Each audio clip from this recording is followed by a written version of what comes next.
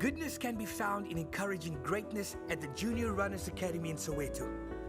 Pick and Pay, always there for you. Feel Good has never felt this good. This is Espresso, your Feel Good breakfast show on SABC3. In the kitchen with Zola Ha. How are you? Zola Ha. Ilana Ha. Alana Ha Ha Ha. What are we making? We're making a raspberry and yogurt tea loaf. Ooh.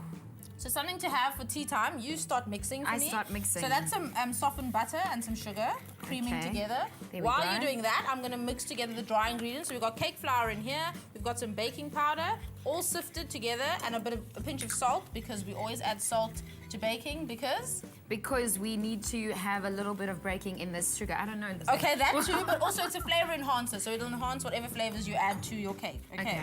So in here, I'm going to mix the wet ingredients. So this is 3 eggs going in there. So you keep stirring, keep creaming. So 3 eggs in here. I'm going to add a bit of yogurt. And I'm going to add a bit of lemon zest as well. And of course, we've been cooking with frozen berries today. Yes. And here we've got frozen raspberries, and we're using them from frozen because then they stay like immersed in the cake. So they instead don't, of mushing around. Exactly, and also they don't stay in the cake so much. So there's a color contrast. Okay. So in with this, and then we just mix the two together. Why do we put yogurt in? Well, the yogurt adds a bit of acidity.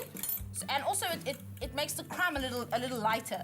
So it makes for a lighter cake. So I'm going to start adding some wet ingredients. Do I keep stirring? You just keep stirring. You're doing a great job. This is hard work, Zola. So there we go. I'm going to add half of this, and then I'm going to add half the dry ingredients. There we go. Are you still doing okay? I'm doing fine. Okay, and then, so you alternate. So wet ingredients, dry ingredients, wet ingredients again, and then end off with the dry ingredients. Okay, this is becoming tasty. I can smell this. Okay. Okay, so I'm going to add another flavor, which is a bit of lemon zest. So you just keep stirring. So you want to add the zest, and whenever you add zest, make sure you only take the yellow part. You don't want the white pith because it's bitter. Right. Okay, so only grate the yellow bit, and also all the oils you get in there. So it's great flavor without adding any moisture. Smells amazing. It's almost perfumey. Okay, so wow, you're a great stirrer. Can I just say? Really? Yeah. Did I do well there? You did. Should I keep going? Yeah, keep going. And then, so now slow it down just a little. I'm gonna add the. You're a great stirrer, but slow down. I'm gonna add the raspberries. So you just fold them in. Try not to break them up too much. No. Okay. And I should stir nicely. Stir very nicely, yes. And then a lined tin. Preheat your oven to 180. And then we pop this into the tin. And then we bake it. Lemon is great in here, huh? Bake it. It is, hey? You can definitely comes out the perfume. You bake this until a skewer comes out clean. Thank you. Or it takes about 50 minutes, 45 to 50 minutes for it to bake completely. But just check it with a skewer because every oven is different. Does the berries make it soggy if you leave the loaf for too long? I mean, it does, because obviously there's a wet component in there. Yeah. But you'll still be all right to keep it for about 3 days, as long as you cover it well. So there we go. So this is ready for the oven, and that's it. Let it cool in the tin before you actually unmold it. Okay, that's good advice. And that's what it looks like. So you want to pass me the frosting. This is just some more frozen berries that have been defrosted, mashed, and then mixed with some icing sugar. Oh, look at that, Zola. Okay, so our keyword for this is loaf.